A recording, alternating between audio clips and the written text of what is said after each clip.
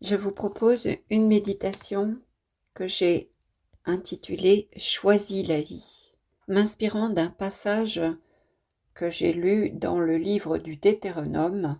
C'est au chapitre 30, versets 19 et 20. « Je prends aujourd'hui à témoin contre vous le ciel et la terre. Je te propose la vie ou la mort, la bénédiction ou la malédiction. Choisis donc la vie, pour que toi et ta postérité vous viviez, aimant le Seigneur ton Dieu, écoutant sa voix, t'attachant à lui, car là est ta vie, ainsi que la longue durée de ton séjour sur la terre, que Yahvé a juré à tes pères Abraham, Isaac et Jacob de leur donner. » En ce temps de Noël, c'est ce que Dieu nous invite à faire. Il nous invite à choisir la vie. C'est ce qu'a fait Marie. À l'écoute des paroles de l'ange Gabriel, elle a choisi d'accueillir la vie donnée par Dieu. Elle ne pose aucune question, elle ne dit pas à l'ange « Pourquoi moi ? Et qu'est-ce qu'il va m'arriver si j'accepte ? Ou reviens demain et je te donnerai ma réponse ?» Non, elle demande simplement comment cela va-t-il se faire, de manière à pouvoir s'ajuster à cette volonté de Dieu le mieux possible, à pouvoir collaborer. Comment cela va-t-il se faire ? Je veux collaborer. Dis-moi comment faire. Dieu est l'auteur de la vie et Marie le reconnaît. Alors elle veut simplement servir cette vie, se mettre au service de cette vie. C'est ce que nous sommes appelés à faire. Tout le contraire, finalement, du péché originel. Souvenons-nous de ces paroles du Deutéronome. Choisis la vie, parce que je mets devant toi la vie ou la mort. C'est ce qui s'est passé dans le jardin d'Éden. Depuis ce péché originel, nous sommes constamment tiraillés entre des forces opposées, celles qui nous tirent vers la vie et celles qui nous tirent vers la mort. Ces deux forces, nous les voyons à l'œuvre dans le livre de la Genèse au chapitre 3.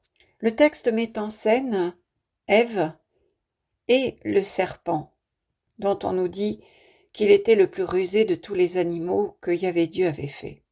Il dit à la femme, « Alors Dieu a dit, vous ne mangerez pas de tous les arbres du jardin ?» La femme répondit au serpent, « Nous pouvons manger du fruit des arbres du jardin. Mais du fruit de l'arbre qui est au milieu du jardin, Dieu a dit, vous n'en mangerez pas, vous n'y toucherez pas, sous peine de mort. » Donc déjà, nous voyons que le serpent, donc Satan, est le père du mensonge. Il commence par dire un mensonge. Dieu n'a jamais interdit à Adam et Ève de manger des arbres du jardin. Au contraire, il a simplement précisé qu'ils ne devaient pas manger de l'arbre de la connaissance du bien et du mal, pour signifier que dans l'obéissance à sa parole est la vie. Mais désobéir à sa parole, c'est se mettre en danger de mort. Et bien sûr, le serpent va continuer. Il réplique à la femme, « Pas du tout, vous ne mourrez pas, mais Dieu sait. » Donc il introduit le doute sur Dieu, que le jour où vous en mangerez, vos yeux s'ouvriront et vous serez comme des dieux qui connaissent le bien et le mal. Donc l'argument de Satan est de présenter Dieu comme un rival de l'homme et de la femme. Et nous sommes toujours dans cette situation. Bien souvent, nous voyons Dieu comme un rival, quelqu'un qui nous interdit de faire certaines choses, qui nous pose des limites, alors que les seules limites qu'il nous pose sont celles de la créature. Nous sommes des êtres créés, nous ne sommes pas Dieu. Voilà donc que la séduction est en marche. Le serpent séduit par une parole fausse. Donc il y a deux paroles. Dans cette Genèse, il y a la parole de Dieu et la parole du tentateur, celui qui va essayer de présenter Dieu comme quelqu'un qui a de mauvaises intentions. Le serpent va toujours chercher à nous faire douter de la parole de Dieu. Et donc, en l'occurrence, l'homme et la femme vont se saisir du fruit défendu, alors que Dieu nous a positionnés comme créatures et la créature se reçoit de son Créateur. Le péché ici est qu'au lieu de recevoir, l'homme et la femme vont vouloir se saisir de ce qui n'est qu'à Dieu seul, de ce qui n'appartient qu'à Dieu. Et en disant cela, il me revient en mémoire ce passage où les apôtres, les disciples de Jésus, lui posent la question concernant la fin du monde. Quand cela va-t-il se produire? Et Jésus leur dit, le Père seul connaît le moment. Donc Jésus lui-même reconnaît qu'il n'a pas toute la connaissance, en l'occurrence de la fin des temps. Il y a des choses qui n'appartiennent qu'au Père, et même le Fils, cela ne lui est pas révélé. Alors que se passe-t-il une fois qu'ils ont mangé ce fruit de l'arbre du bien et du mal? On nous dit, leurs yeux à tous deux s'ouvrirent, et ils connurent qu'ils étaient nus. Ils cousirent des feuilles de figuier et se firent des pagnes. Donc ils virent qu'ils étaient nus. Jusque-là, ils n'avaient pas la connaissance de cela, ils ne le percevaient pas, parce qu'ils étaient sous le regard de Dieu. Ils se voyaient comme Dieu les voit. À partir de ce moment-là, ils se regardent. Leur attention s'est déplacée de Dieu sur eux-mêmes. Je me souviens d'une parole qui m'a marquée d'un prédicateur que j'ai pu entendre il y a quelque temps, qui disait que le royaume de Dieu ne se laisse pas regarder, il se vit. Donc vous voyez, ils ne sont plus dans la vie divine. Ils ont quitté cette vie divine quelque part. Le péché les fait entrer dans ce qui est une cause de grande souffrance pour l'être humain, ce repli sur soi. Lorsqu'on commence à se regarder, à examiner tout ce qui nous arrive, tout ce que l'on peut ressentir à l'intérieur. Et que nous dit la parole de Dieu, justement, dans le psaume 33, elle nous dit « Qui regarde vers lui, Dieu, resplendira sans ombre ni trouble au visage. » Ce qui nous guérit du repli sur soi, c'est de regarder vers Dieu. C'est-à-dire regarder vers l'auteur de la vie, de notre vie, plutôt que vers le mal qui nous atteint. Nous avons un très bon exemple de cela dans le livre des Nombres, dans le passage qu'on appelle le passage du serpent d'airain. Les Israélites sont donc en chemin en direction de la terre promise. On nous dit ils partirent de hors la montagne sur la route de la mer pour contourner le pays d'Édom. En chemin, le peuple perdit patience, ils parlent contre Dieu et contre Moïse, ils sont excédés, ils ont faim. Et le texte nous dit Dieu envoya alors contre le peuple les serpents brûlants dont la morsure fit périr beaucoup de monde en Israël. Le peuple vint dire à Moïse, nous avons péché en parlant contre Yahvé, contre toi. Intercède auprès de Yahvé pour qu'il éloigne de nous ces serpents. Moïse intercéda pour le peuple et Yahvé lui répondit, façonne-toi un serpent brûlant que tu passeras sur un étendard. Quiconque aura été mordu et le regardera restera en vie. Moïse façonna donc un serpent d'airain qu'il plaça sur l'étendard, et si un homme était mordu par quelque serpent, il regardait le serpent d'airain et restait en vie. Jésus fait d'ailleurs référence à cet épisode du serpent d'airain lorsqu'il dit de même que le serpent d'airain a été élevé dans le désert par Moïse, ainsi faut-il que le Fils de l'homme soit élevé. Il parlait de la croix sur laquelle il allait donner sa vie pour nous, pour notre salut. Il dit encore, ils regarderont vers celui qu'ils ont transpercé. Qu'a fait la Vierge Marie à la croix? Elle enfante son Fils une deuxième fois, Elle l'enfante dans la souffrance du cœur qui a foi en ce Dieu qui a donné la vie, ce Dieu qui lui a donné ce Fils d'une manière absolument miraculeuse, surnaturelle, qui a donné cette vie et qui ne peut pas la reprendre sans la redonner d'une nouvelle manière. Donc c'est Marie qui ne regarde pas sa souffrance, mais qui va au-delà de ce qu'elle peut ressentir dans la chair pour aller chercher en elle ce lieu de l'intimité, cet Éden bien caché là dans son cœur où Dieu est présent.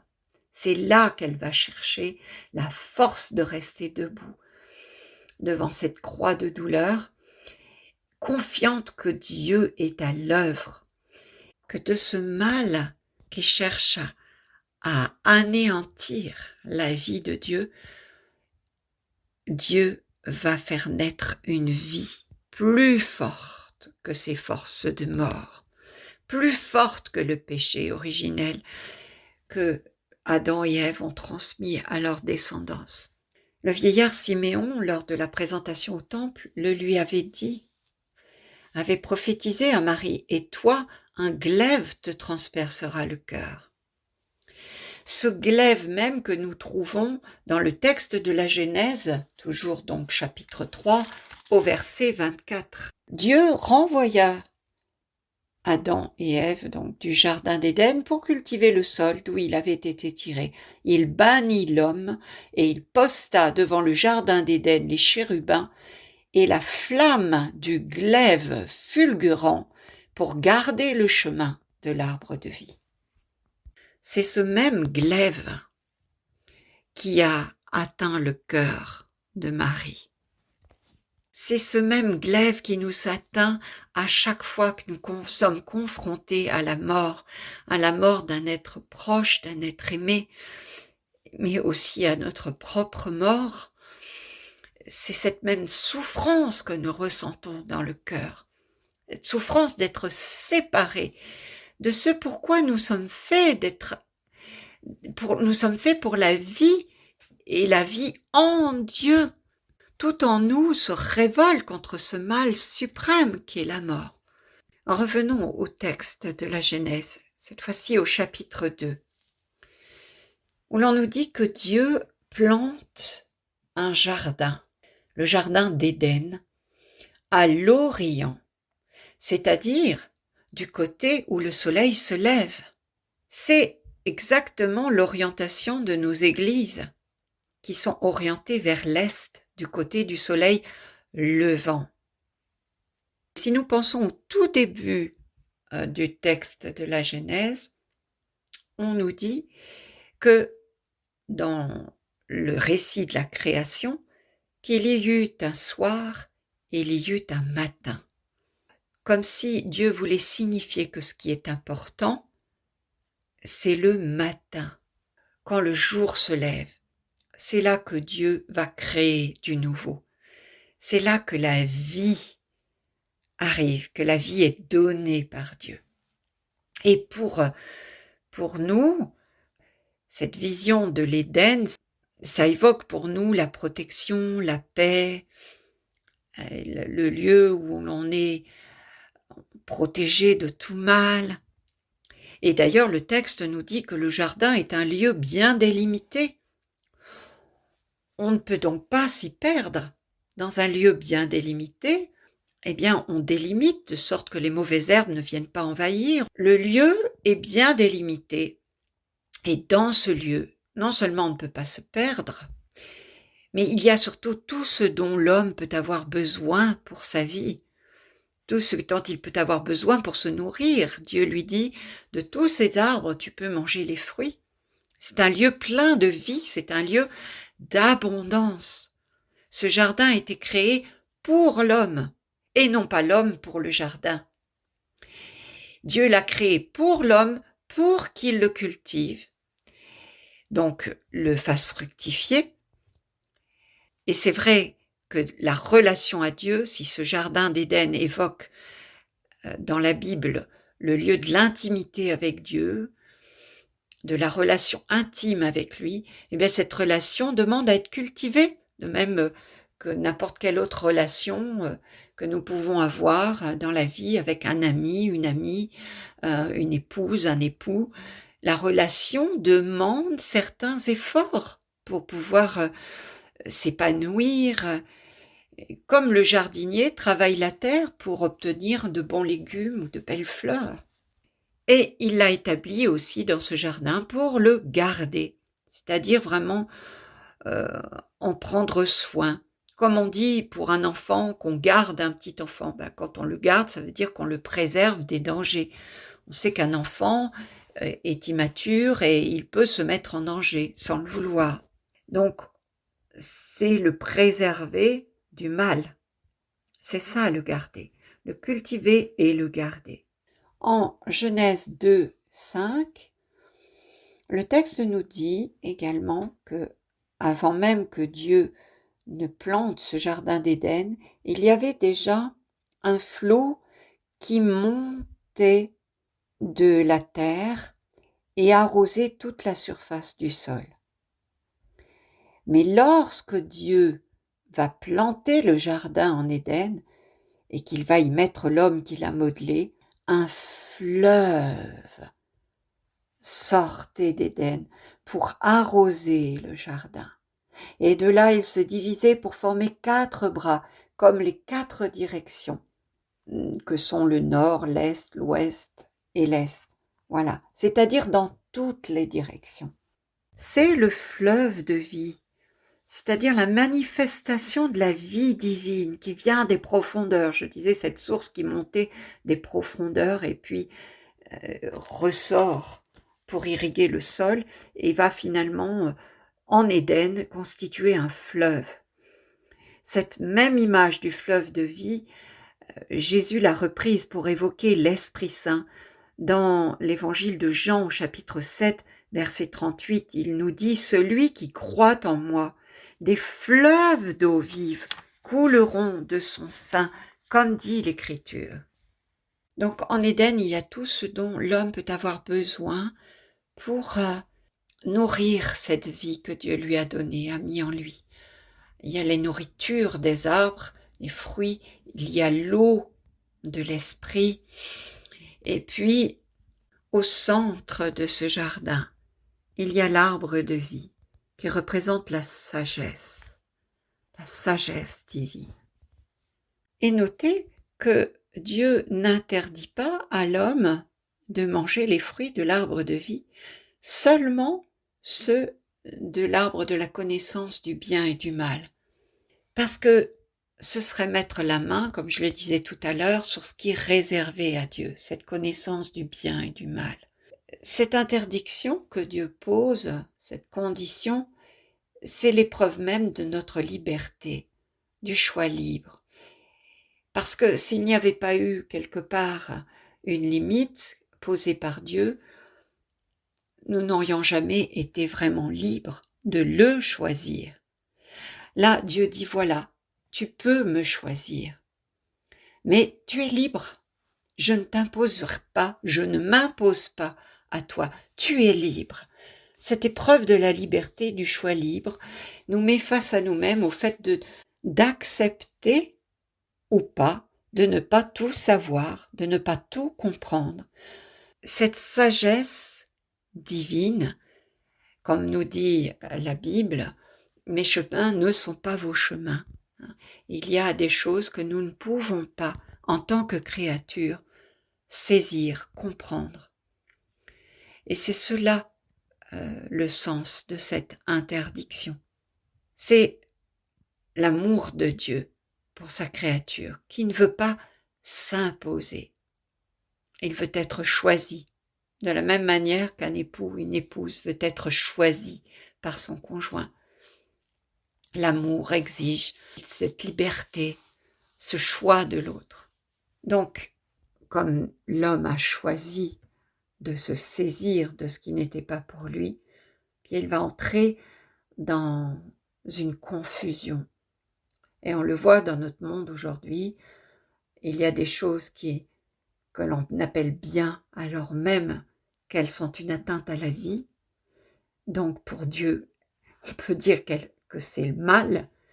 Et puis il y a des choses qui sont mal que l'on va très bien pouvoir appeler bien, parce qu'il y a aussi ce qui nous fait du bien à soi, qui n'est pas forcément le bien de l'autre. Comment pouvons-nous discerner? Il n'y a que Dieu qui puisse le faire.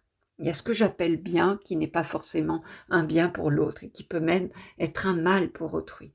Comme on dit vulgairement, ma liberté s'arrête là où commence celle de l'autre, et on voit à quel point c'est compliqué. Et il n'y avait que Dieu fait homme, Jésus, qui pouvait nous ouvrir à nouveau l'accès à cet Éden. Non pas le jardin d'Éden tel que la Genèse nous le présente, mais cet Éden de nos cœurs, ce lieu où Dieu se rend présent. Sitôt que nous l'y convions, comme nous dit Jésus dans l'Apocalypse, je me tiens à la porte, celui qui ouvrira, je viendrai souper avec lui. Et en Luc 10, 22, on nous dit que Jésus exulta de joie sous l'action de l'Esprit Saint en disant « Tout m'a été remis par mon Père. Personne ne connaît qui est le Père, sinon le Fils, et celui à qui le Fils veut le révéler. » Donc c'est par Jésus, c'est en Jésus que nous pouvons avoir accès à nouveau à cette intimité que Dieu a désirée de toujours. C'est un peu ce que dit Jésus en reconnaissant que c'est aux petits que Dieu accorde la connaissance de cette sagesse. Dieu nous invite à accepter d'être comme un enfant qui se réjouit de la nourriture reçue de ses parents, sûr qu'il ne manquera de rien parce qu'il a confiance en leur amour. Il n'a pas peur de manquer. Une des conséquences du péché originel, c'est la peur de manquer. L'arbre de vie est celui qui donne en son temps, ce qui signifie que l'on est invité à se recevoir de Dieu, à recevoir ce qu'il veut nous donner en son temps, cette vie qui vient de lui. Et cette image de l'arbre qui donne en son temps, nous la retrouvons en Ézéchiel au chapitre 47, verset 12. Il s'agit d'une vision d'Ézéchiel où il nous rapporte qu'il voit l'eau sortir par l'Orient de la maison de Dieu. Cette eau coule vers la région de l'Orient, nous dit-il, elle descend dans la vallée du Jourdain, se déverse dans la mer Morte dont elle assainit les eaux. Et puis on nous dit que le poisson là va être très abondant. L'eau assainit tout ce qu'elle pénètre et la vie apparaît en tout lieu où arrive le torrent. Et puis, donc au verset 12, au bord du torrent, sur les deux rives, toutes sortes d'arbres fruitiers pousseront, un peu comme au jardin d'Éden. Leur feuillage ne se flétrira pas et leurs fruits ne manqueront pas. Chaque mois, ils porteront des fruits nouveaux, car cette eau vient du sanctuaire. Les fruits seront une nourriture et les feuilles un remède. On retrouve cette même image dans le prophète Jérémie, chapitre 17, versets 7 et 8. Il nous dit « Bénis l'homme qui se confie en Yahvé et dont Yahvé est la foi. Il ressemble à un arbre planté au bord des eaux, qui tend ses racines vers le courant. Il ne redoute rien quand arrive la chaleur, son feuillage reste vert. Dans une année de sécheresse, il est sans inquiétude et ne cesse pas de porter du fruit. » Le psaume 1er au verset 3 reprend exactement dans les mêmes termes cette même comparaison de l'homme qui a foi en Dieu et qui tout réussit parce qu'il met sa foi dans le Seigneur. Et l'on retrouve cela chez Paul dans sa lettre aux Colossiens, chapitre 1, verset 10, où il nous dit « Vous produirez toutes sortes de bonnes œuvres et grandirez dans la connaissance de Dieu. » Pourquoi cet arbre des vies est-il au centre du jardin? C'est pour nous dire que si nous mettons Dieu et notre relation à Dieu, notre intimité avec Dieu, au centre de notre vie, si elle est le centre de notre existence, alors nous allons pouvoir grandir et produire de bons fruits. Et cela appartient à Dieu. C'est Dieu qui va pouvoir faire que ces fruits, nous les produisions. Ce n'est pas nous par nous-mêmes, ni notre désir de faire de bonnes choses. Non, il y a le désir, bien sûr, de produire de bonnes choses, mais c'est Dieu qui peut faire produire à notre vie ces bons fruits. La vie divine, elle est au centre. Elle est donc sacrée.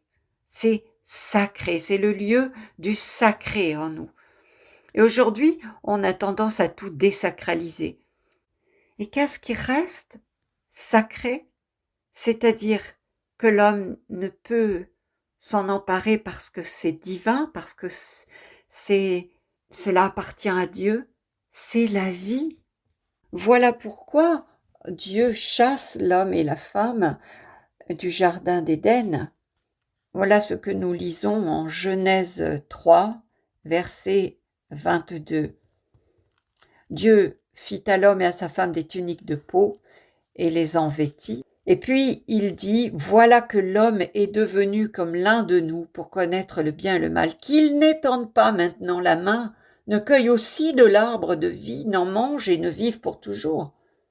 Cette vie merveilleuse que Dieu voulait pour nous dès le départ, et en Éden, elle coulait de source, elle était disponible, tout était là, tout était évident. Eh bien, elle va devenir un sujet d'effort. Il va falloir gagner sa vie, comme on dit. C'est-à-dire que Dieu dit à l'homme, tu vas devoir travailler. Maintenant, il faudra que tu tires ta subsistance du sol par un effort coûteux. Et à la femme, qui est celle qui donne la vie, qui porte la vie, eh bien maintenant tes grossesses deviendront douloureuses et l'enfantement sera douloureux. Alors je disais tout à l'heure que c'est en Jésus, par Jésus, que nous pouvons accéder à nouveau. Il nous a réouvert un passage. Il est le passage, comme il le dit, je suis la porte par laquelle les brebis peuvent passer pour aller vers le Père, pour entrer dans cette intimité filiale avec Dieu. Et l'arbre de vie, maintenant, pour nous, c'est cet arbre généalogique qui nous conduit à Jésus et qui est passé par des couples stériles pour qui la vie était impossible à faire, à donner, à produire, comme Abraham et Sarah, qui vont enfanter alors qu'ils sont très âgés, l'enfant de la promesse de Dieu. Et puis Zacharie et Élisabeth, enfantant Jean-Baptiste, le précurseur du Christ. Et lorsque nous lisons la généalogie de Jésus en Luc ou en Matthieu, bien nous voyons tous ces hommes et ces femmes marqués par le péché et qui vont produire, enfanter le Fils de Dieu, Jésus, venu purifier tout cet arbre humain, revivifier là où le péché avait amené la mort et la stérilité. C'est Jésus qui vient redonner la vie, comme le dit le prophète Isaïe au chapitre 11, avec encore une fois l'image de l'arbre. Un rameau sortira de la souche de Jessé, père de David. Un rejeton jaillira de ses racines. Sur lui reposera l'esprit du Seigneur, esprit de sagesse et de discernement, esprit de conseil et de force, esprit de connaissance et de crainte du Seigneur, qui lui inspirera la crainte du Seigneur. Et un peu plus loin, verset 6, nous lisons « Le loup habitera avec l'agneau, le léopard se couchera près du chevreau, le veau et le lionceau seront nourris ensemble, un petit garçon les conduira. » Isaïe prophétise ce que Dieu va faire à travers la venue de Jésus, de ce tout petit enfant de la crèche. Il nous annonce que toute la création, à partir de là, tout le vivant, tout ce qui vit, sera en paix, puisque l'on voit que des animaux opposés qui devraient normalement ne pas vivre ensemble peuvent cohabiter, et tout le vivant suivra cet enfant. Dieu promet alors son royaume au tout petit. C'est ce que nous lisons en Matthieu 11, verset 25, de la bouche du Christ. Ces paroles: je te bénis, Père, Seigneur du ciel et de la terre, d'avoir caché cela aux sages et aux intelligents, et de l'avoir révélé aux tout petits. Et dans les béatitudes, il nous dit aussi: heureux les pauvres de cœur, car le royaume des cieux est à eux, au présent. C'est pas un futur, c'est ici et maintenant. L'enfant de la crèche nous invite à entrer dans cet esprit d'enfance. C'est comme un nouveau commencement, Noël. Noël devrait être cela. Comme l'a si bien exprimé le prophète Isaïe, un rejeton sortira de la souche de Jessé. Qu'est-ce que c'est qu'une souche? C'est un arbre qui a été coupé, un arbre mort. Extérieurement, il n'y a plus de vie. Et lorsqu'un rejeton sort d'une souche, ça veut dire qu'il y avait encore de la vie dans les racines. Une vie qui vient vraiment des profondeurs. Le vieil arbre est mort, mais la souche repart pour donner un arbre nouveau qui sera différent de celui qui était là auparavant. C'est une vie nouvelle. En Jésus, Dieu vient planter, vient réinjecter sa vie dans ce qui était mort en nous à cause du péché. C'est le sens de la généalogie du Christ que nous trouvons dans ces deux évangiles de Matthieu, chapitre 1, versets 1 à 17, et Luc, chapitre 3, versets 23 à 38, si vous voulez les relire, qui nous énoncent tous ces noms des ancêtres de Jésus dont la vie a été marquée par le péché, inceste, adultère, meurtre, etc. Jésus, lui, sans péché, est donc venu apporter la rédemption à tout le genre humain.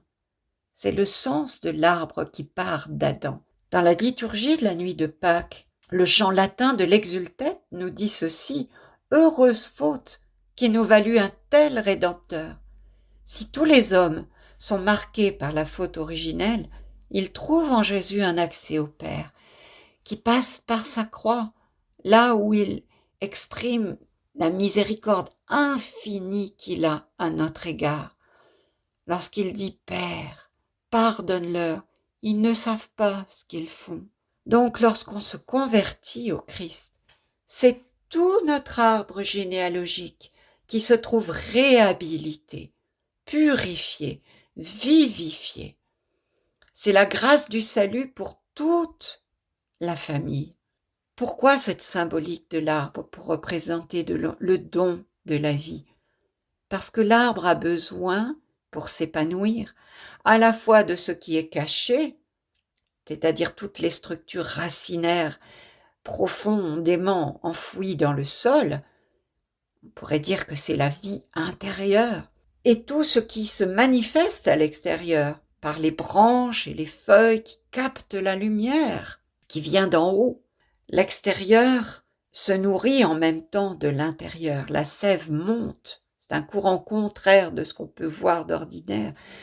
Elle se confronte à la pesanteur pour aller jusqu'au bout des branches tout en haut, nourrir les feuilles. Oui, Jésus a dit: « Qui me suit ne marchera pas dans les ténèbres comme l'arbre qui pousse toujours tout droit vers la lumière. » Vous avez peut-être observé des fois sur des talus ces arbres qui poussent, non pas dans le sens du talus, mais complètement droit, complètement à angle droit, parce qu'ils vont en direction de la lumière.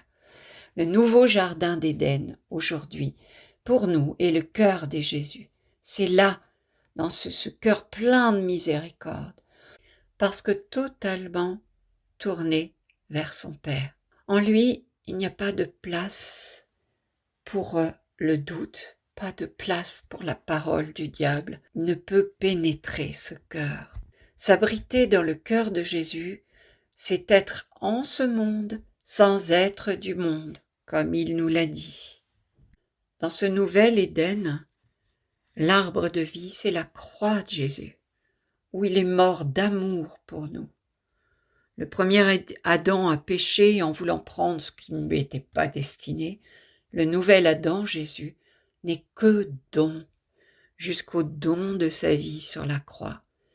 Et les fruits de cet arbre sont les fruits de l'esprit, tels que l'apôtre Paul les énonce dans sa lettre aux Galates, au chapitre 5, verset 22. Voici le fruit de l'esprit: amour, joie, paix, patience, bonté, bienveillance, fidélité, douceur et maîtrise de soi. Lorsque nous sommes troublés, agressés, nous trouvons dans ce cœur notre refuge. Il nous a dit: je vous laisse ma paix, je vous donne ma paix. Son cœur est source de paix. D'ailleurs, saint Jean ne s'y est pas trompé qui, dans la dernière scène, est penché sur le cœur du Christ. La Bible utilise souvent la relation de l'époux avec l'épouse pour représenter la relation de Dieu avec l'âme humaine. En effet, l'épouse connaît le cœur de l'époux. C'est dans le livre du Cantique des Cantiques. Elle sait ce qui peut lui déplaire ou lui faire plaisir.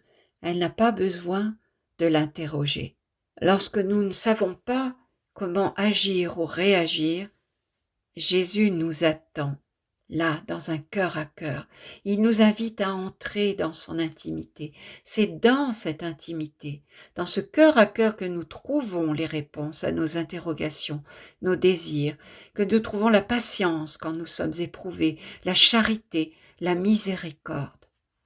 Alors je voudrais terminer avec le livre de l'Apocalypse, qui est le dernier livre de la Bible, au chapitre 2, versets 7 à 11. Que celui qui a des oreilles entende ce que l'Esprit dit aux églises. À celui qui vaincra, je donnerai à manger de l'arbre de vie, qui est dans le paradis de Dieu. Ne crains pas ce que tu vas souffrir, sois fidèle jusqu'à la mort et je te donnerai la couronne de vie. Celui qui vaincra n'aura pas à souffrir la seconde mort. Mais Dieu crée du nouveau. Il ne revient jamais en arrière. Voilà pourquoi le jardin d'Éden est fermé par des anges qui le gardent avec un glaive flamboyant, fulgurant. Dieu crée du nouveau. Le jardin d'Éden a été fermé pour qu'aucun retour en arrière ne soit possible. Lorsque Dieu intervient dans notre vie, c'est toujours pour nous inviter à avancer à partir de là où nous en sommes, pas pour revenir en arrière sur notre vie passée. Toujours dans la perspective d'un nouveau commencement. Amen. Merci pour votre écoute et joyeux Noël. Que Dieu nous bénisse.